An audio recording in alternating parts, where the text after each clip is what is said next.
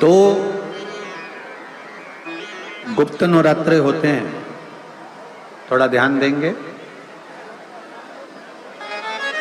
दो गुप्त नवरात्रे होते हैं। एक गुप्त नवरात्रा यही माघ के महीने में आता है, जो 10 तारीख से चालू हुआ, 18 तारीख तक चलेगा। श्रृंगी ऋषि ने इस गुप्त नवरात्रे का बड़ा वर्णन किया। श्रृंगी बाबा ने इस गुप्त नवरात्रे के बारे में बहुत कुछ बताया, बहुत कुछ।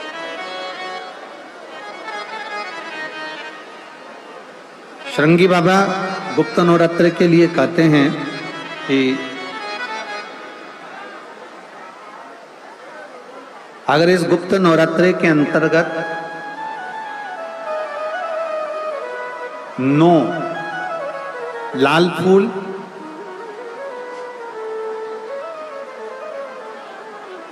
और 5 श्वेत पुष्प, ये दोनों, लोग कहते हैं गुप्त नवरात्रे में हम देवी की आराधना करें, गुप्त नवरात्रे में हम भगवान की आराधना करें, पर शिव महापुराण की कथा कर रही है, भगवान शंकर का चरित्र कथा है। अगर आपने देवी भागवत का स्मरण किया हो या भगवान शिव की एक पवित्र आनंदमय कथा स्कंद पुराण के काशी खंड में अगर सुनी हो या उसमें भी नहीं पढ़ पाए हो, तो श्रृंगी ऋषि के चरित्र में आता है। श्रृंगी बाबा ने वर्णन किया है कि किसी भी स्थान पर, किसी भी स्थान पर यदि हमारे घर में 2 शिवलिंग है, नहीं है, तो किसी अपने घर के गमले में, बगीचे में 2 पार्थिव लिंग का निर्माण करें। 2 पार्थिव लिंग,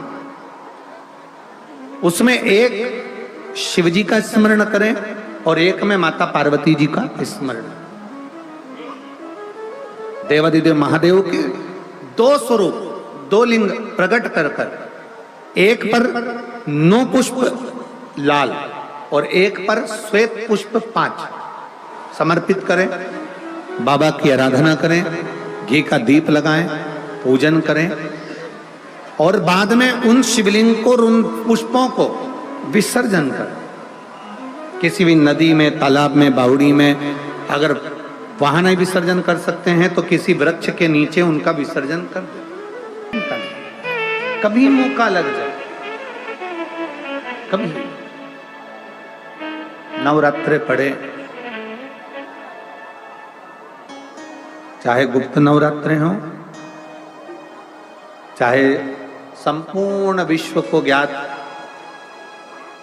चैत्री और कुंवार के नवरात्रे हो, पर हर नवरात्रे में आप एक विशेष ध्यान रखें, प्रत्येक नवरात्रे में, कि हमें शंकर भगवान के शिवलिंग की पूजन करनी।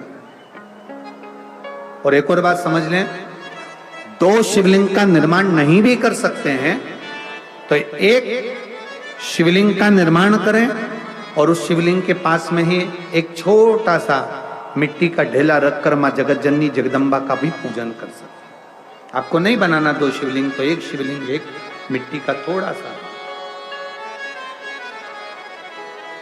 ऐसा नहीं है कि मेरी माता दुर्गा भवानी पिंडी के रूप में नहीं पूजाती है। अगर मेरी माता पिंडी के रूप में नहीं पूजाती तो वैष्णो देवी में 3 पिंडियां विराजमान नहीं हो पाती।